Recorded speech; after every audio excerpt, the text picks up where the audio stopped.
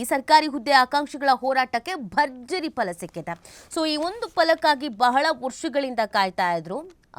ಈ ಹೋರಾಟ ನಿರಂತರವಾಗಿ ನಡೀತಾ ಇದ್ರು. ಧಾರವಾಡದಲ್ಲಿ ಮೊನ್ನೆ ನಡೆದಿದ್ದಂಥ ಹೋರಾಟ ಮತ್ತು 1 ವಾರಗಳ ಕಾಲ ಗಡುವು ನೀಡಿತ್ತು.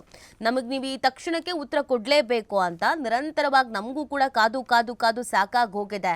ವಯಸ್ಸು ಮೀರ್ತಾ ಇದೆ, ಲಿಮಿಟ್ಸ್ ಇದೆ ಎಕ್ಸಾಮ್ಸ್ ಬರೆಯೋದಕ್ಕೆ, ನಮ್ಮ ಜೀವನ ನಾವು ಹಾಳು ಮಾಡ್ಕೊಳ್ಳೋದಕ್ಕೆ ರೆಡಿ ಇಲ್ಲ ಅಂತ ಹೇಳಿದರು.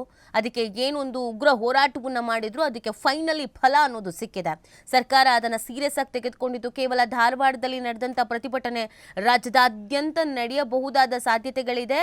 ಎಷ್ಟೋ ಸರ್ಕಾರಗಳು ಬೇರೆ ಬೇರೆ ರಾಜ್ಯಗಳಲ್ಲಿ ಯುವ ಜನತೆಯನ್ನು ಎದುರು ಹಾಕೊಂಡು ಸಂಕಷ್ಟವನ್ನು ಅನುಭವಿಸಿದ್ದು ಇದೆ. ಉದಾಹರಣೆಗಳು ನಮಗೆ ಆ ಥರದ್ದು ಪರಿಸ್ಥಿತಿ ಬರಬಾರ್ದು ಅಂತ ಎಚ್ಚೆತ್ಕೊಂಡಿದ್ದಾರೆ. ಸೊ ಉದ್ಯೋಗಾರ್ಥಿಗಳಿಗೆ ಬಂಪರ್ 56,432 ಹುದ್ದೆ ಭರ್ತಿಗೆ ಫೈನಲಿ ನಿರ್ಧಾರವನ್ನು ಮಾಡಲಾಗಿದೆ. ಯಾರೆಲ್ಲ ಹೋರಾಟ ಮಾಡಿದ್ರೋ, ಯಾರೆಲ್ಲ ಆಕಾಂಕ್ಷಿಗಳಿದ್ರೋ ಅವ್ರಿಗೆಲ್ಲರಿಗೂ ಕೂಡ ಇದೊಂದು ಗುಡ್ ನ್ಯೂಸ್. 56% ಮೀಸಲಿಗೆ ಹೈಕೋರ್ಟ್ ತಡೆ ಹಿನ್ನೆಲೆಯಲ್ಲಿ 50% ನಿಯಮವನ್ನು ಇಲ್ಲಿ ಪಾಲನೆ ಮಾಡಲಾಗಿದೆ. ಸದ್ಯ SCಗೆ 15%, STಗೆ 3% ಮೀಸಲು ಇಟ್ಟಿರುವಂಥದ್ದು.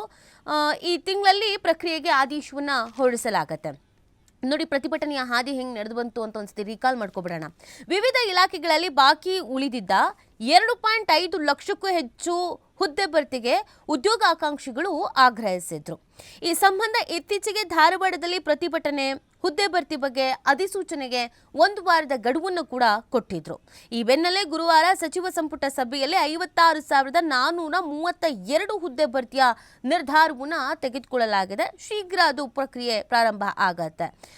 2022ರಲ್ಲಿ ಹೆಚ್ಚಳ ಮಾಡಿದ್ದ 56% ಮೀಸಲಿಗೆ ಹೈಕೋರ್ಟ್ ತಡೆಯ ಹಿನ್ನೆಲೆಯಲ್ಲಿ ಸದ್ಯ ಈಗ 56ಕ್ಕೆ ತಡೆ ತಂದಿದ್ರಲ್ಲ, 50ಕ್ಕೆ ಮೀಸಲು ಇಟ್ಕೊಂಡಿದ್ದಾರೆ. ಅಂದರೆ ಇಲ್ಲಿ SCಗೆ 15% ಮತ್ತು STಗಳಿಗೆ 3%ರಂತೆ ಮೀಸಲನ್ನು ಇಡಲಾಗಿದೆ. ಹೈಕೋರ್ಟ್ ತೀರ್ಪಿಗೆ ಒಳಪಟ್ಟಂತೆ ಮುಂದಿನ ನೇಮಕಾತಿ ವೇಳೆ ಮೀಸಲು ಮಿತಿ 56%ಕ್ಕೆ ಏರಿಕೆಯನ್ನು ಮಾಡ್ತೀವಿ ಅನ್ನೋ ಪ್ಲಾನ್ ಅನ್ನು ಮಾಡ್ಕೊಂಡಿದ್ದಾರೆ. ನೋಡಿ, ಇದು ರಾಜ್ಯದಲ್ಲಿ 2022ರಲ್ಲಿ ಹೆಚ್ಚಳ ಮಾಡಿರುವಂಥ 56% ಬದಲು 50% ಮೀಸಲಾತಿ ಮಿತಿ ಹಾಗೂ ರೋಸ್ಟರ್ ಬಿಂದು ಅನ್ವಯ 56,432 ಹುದ್ದೆಗಳಿಗೆ 30 ದಿನಗಳ ಒಳಗೆ ನೇಮಕಾತಿ ಪ್ರಕ್ರಿಯೆ ಚಾಲನೆ ನೀಡೋದಕ್ಕೆ ಸಚಿವ ಸಂಪುಟ ಸಭೆಯಲ್ಲಿ ಮಹತ್ವದ ತೀರ್ಮಾನವನ್ನು ಕೈಗೊಂಡಿರುವಂಥದ್ದು. ಮೀಸಲಾತಿ ಪ್ರಮಾಣ ಹೆಚ್ಚಳ ಹಾಗೂ ಒಳ ಮೀಸಲು ತಿಕ್ಕಾಟದ ಹಿನ್ನೆಲೆಯಲ್ಲಿ ನೇಮಕಾತಿ ವಿಳಂಬವಾಗ್ತಿರೋದ್ರ ಬಗ್ಗೆ ಉದ್ಯೋಗಾಕಾಂಕ್ಷಿಗಳು ಹೋರಾಟವನ್ನು ತೀವ್ರಗೊಳಿಸಿದ್ರು.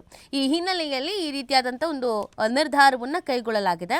ಮುಂದೆ 6% ಹುದ್ದೆ ಅಂತ ಹೇಳ್ತಾ ಇದ್ದಾರೆ. ಮೀಸಲಾತಿ ಪ್ರಮಾಣವನ್ನು 50%ರಿಂದ 56%ಕ್ಕೆ ಹೆಚ್ಚಳ ಮಾಡೋದಕ್ಕೆ ಹೈಕೋರ್ಟ್ ತಡೆಯಾಜ್ಞೆಯನ್ನು ನೀಡಿದೆ. ಸೊ ಹಾಗಾಗಿ ಮುಂದಿನ ದಿನಗಳಲ್ಲಿ ಇದಕ್ಕೆ ಸಂಬಂಧಪಟ್ಟಂತೆ ನಾವು ಪ್ಲಾನ್ ಮಾಡ್ಕೊಳ್ತೀವಿ ಅನ್ನೋದನ್ನು ಹೇಳ್ತಾ ಇದ್ದಾರೆ. ಇದರಿಂದ SC ಮೀಸಲಾತಿಯನ್ನು 15%ರಿಂದ 17%ಕ್ಕೆ ಹಾಗೂ ST ಮೀಸಲಾತಿಯನ್ನು 3%ರಿಂದ 7%ಕ್ಕೆ ಹೆಚ್ಚಳ ಮಾಡೋದಕ್ಕೆ ಅವಕಾಶ ಇಲ್ಲ. ಆದರೂ ಅಡ್ವೊಕೇಟ್ ಜನರಲ್ ಅಭಿಪ್ರಾಯದಂತೆ ಹೈಕೋರ್ಟ್ ಅಂತಿಮ ತೀರ್ಮಾನಕ್ಕೆ ಒಳಪಟ್ಟ ಮುಂದಿನ ನೇಮಕಾತಿ ಅಧಿಸೂಚನೆಯಲ್ಲಿ 6% ಹುದ್ದೆ ಕಾಯ್ದಿರಿಸಬೇಕು. ಕೋರ್ಟ್ 56% ಮೀಸಲಾತಿಗೆ ಅನುಮತಿ ನೀಡಿದ್ರೆ SCಗೆ 2% ಹಾಗೂ STಗೆ 4% ಮೀಸಲಾತಿ ಹೆಚ್ಚಳ ಮಾಡಬಹುದು ಅಂತ ಸಂಪುಟದಲ್ಲಿ ತೀರ್ಮಾನಿಸಲಾಗಿದೆ. ಇನ್ನು ತಕ್ಷಣ 56,432 ಹುದ್ದೆ ನೇಮಕ. KPSC KEA ಅಡಿ 4,409 ಹುದ್ದೆ ನೇಮಕ ಅಂತಿಮಗೊಂಡಿದೆ. ಉಳಿದಂತೆ 371 JRD 32,132 ಹುದ್ದೆಗಳು ಹಾಗೂ ಆರ್ಥಿಕ ಇಲಾಖೆಗೆ ಹೊಸದಾಗಿ ನೇಮಕ ಮಾಡಿಕೊಳ್ಳೋದಕ್ಕೆ ಅನುಮೋದನೆ ನೀಡಿರುವ 24,300 ಹುದ್ದೆ ಸೇರಿ 56,432 ಹುದ್ದೆಗಳಿಗೆ ಅನುಮೋದನೆಯನ್ನು ಇಲ್ಲಿ ನೀಡಲಾಗಿದೆ. ಸೊ ಪರಿಷ್ಕೃತ ಮೀಸಲಾತಿ ಹಾಗೂ ಒಳ ಮೀಸಲಾತಿ ಅನ್ವಯವೇ 56,432 ಹುದ್ದೆಯನ್ನು ನೇಮಿಸಬೇಕು ಅಂತ ಆಗ್ರಹ ಇತ್ತು. ನೋಡಿ, ಮೀಸಲಿಗೆ 50% ಮಿತಿ ಸುಪ್ರೀಂ ಕೋರ್ಟ್ 1992ರಲ್ಲೇ ಈ ಆದೇಶವನ್ನು ತಂದಿರೋದು. 1992ರ ಆದೇಶ ಏನು ಹೇಳುತ್ತೆ ಅಂತಂದರೆ, ಇಂದಿರಾ ಸಾವ್ನಿ ಪ್ರಕರಣದಲ್ಲಿ ಮಹತ್ವದ ತೀರ್ಪನ್ನು ನೀಡಿದ ಸುಪ್ರೀಂ ಕೋರ್ಟ್ ಯಾವುದೇ ಹಂತದಲ್ಲೂ ಉದ್ಯೋಗ ಅಥವಾ ಶಿಕ್ಷಣದಲ್ಲಿನ ಮೀಸಲಿನ ಪ್ರಮಾಣ 50% ಮಿತಿ ದಾಟಬಾರದು ಅಂತ ಮಿತಿ ಹೇರಿತ್ತು. ಕೆಲವು ರಾಜ್ಯಗಳಲ್ಲಿ ಈ ಮಿತಿಯನ್ನು ಮೀರಿ ಮೀಸಲು ನೀಡಲಾಗ್ತಿದೆ.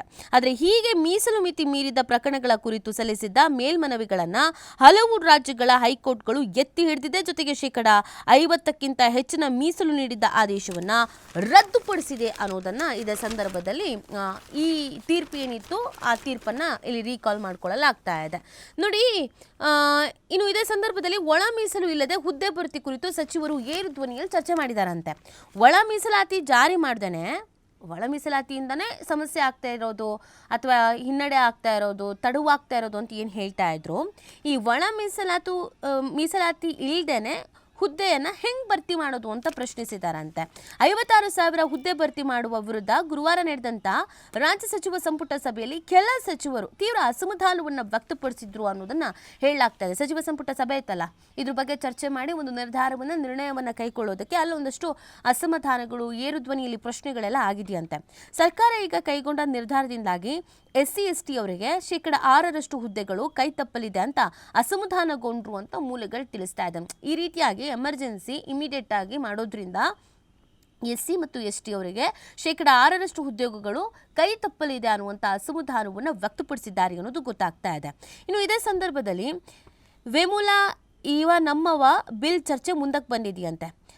ಮರ್ಯಾದೆಗೇಡು ಹತ್ಯೆ ತಡೆ ಇವ ನಮ್ಮವ ವಿಧೇಯಕ 2026 ಮತ್ತು ಉನ್ನತ ಶಿಕ್ಷಣದಲ್ಲಿ ಜಾತಿ ಆಧಾರದ ಮೇಲೆ ವಿದ್ಯಾರ್ಥಿಗಳ ಮೇಲಿನ ದೌರ್ಜನ್ಯ ತಡೆಯುವ ವೇಮುಲಾ ಬಿಲ್ ಕುರಿತು ಗೃಹ ಇಲಾಖೆ ಅಭಿಪ್ರಾಯ ಕೋರುವುದಕ್ಕೆ ಸಂಪುಟ ನಿರ್ಧರಿಸಿದೆ. ಅಂದರೆ ಈ ಸಂಪುಟದಲ್ಲಿ ಬೇರೆ ಇನ್ನೇನೆಲ್ಲ ಚರ್ಚೆಗಳಾಗಿದೆ ಅನ್ನೋದನ್ನು ನಾವು ನೋಡ್ತಾ ಇದ್ದೀವಿ. ಇನ್ನು ಶಾಸಕರು ಕೊಡದೇ ಇದ್ರೆ ಫಲಾನುಭವಿ ಆಯ್ಕೆಯ ಹೊಣೆ ಉಸ್ತುವಾರಿಗೆ ಅಂತಲೂ ತೀರ್ಮಾನ ಕೈಗೊಂಡಿದ್ದಾರಂತೆ.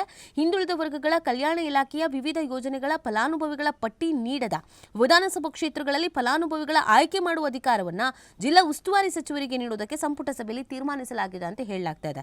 ಇದೆಲ್ಲದರ ಜೊತೆಗೆ ಹಿಂದುಳಿದ ಪ್ರದೇಶ ಅಭಿವೃದ್ಧಿ ವರದಿಯನ್ನು ಸ್ವೀಕರಿಸಲಾಗಿದೆಯಂತೆ. ರಾಜ್ಯ ಹಿಂದುಳಿದ ತಾಲೂಕು ಜಿಲ್ಲೆಗಳಿಗೆ 11 ಕ್ಷೇತ್ರಗಳಲ್ಲಿ ಮುಂದಿನ 5 ವರ್ಷಗಳಲ್ಲಿ 43,914 ಕೋಟಿ ರೂಪಾಯಿಗಳ ಹೆಚ್ಚುವರಿ ಆರ್ಥಿಕ ನೆರವು ಸೇರಿ ಹಲವು ಶಿಫಾರಸು ಒಳಗೊಂಡ ಪ್ರಾದೇಶಿಕ ಅಸಮತೋಲನ ನಿವಾರಣೆ ಸಮಿತಿ ವರದಿಯನ್ನು ಸಚಿವ ಸಂಪುಟ ಅಂಗೀಕರಿಸಿದೆ. ಪ್ರಾದೇಶಿಕ ಅಸಮತೋಲನ ನಿವಾರಣೆ ಮಿತಿ ಅಧ್ಯಕ್ಷ ಪ್ರೊಫೆಸರ್ ಎಂ ಗೋವಿಂದರಾವ್ ಮತ್ತು ಇತರೆ ಸದಸ್ಯರು ಕಳೆದ ಜನವರಿ 31ರಂದು ಮುಖ್ಯಮಂತ್ರಿ ಸಿದ್ದರಾಮಯ್ಯನವರಿಗೆ ವರದಿಯನ್ನು ಸಲ್ಲಿಸಿದರು. ಒಟ್ಟಿನಲ್ಲಿ ಏನು ಹೋರಾಟವನ್ನು ಮಾಡ್ತಾ ಇದ್ರು ಉದ್ಯೋಗಾಕಾಂಕ್ಷಿಗಳು, ನಮಗೆ ನ್ಯಾಯ ಬೇಕು ಅಥವಾ ನಾವು ಏನು ಕೇಳ್ತಾ ಇದ್ದೀವಿ ಅದು ಆಗಲೇಬೇಕು ಅಂತ, ಅದು ಇದೀಗ ಬಂಪರ್ ಆಗಿ ಸಿಗ್ತಾ ಇದೆ.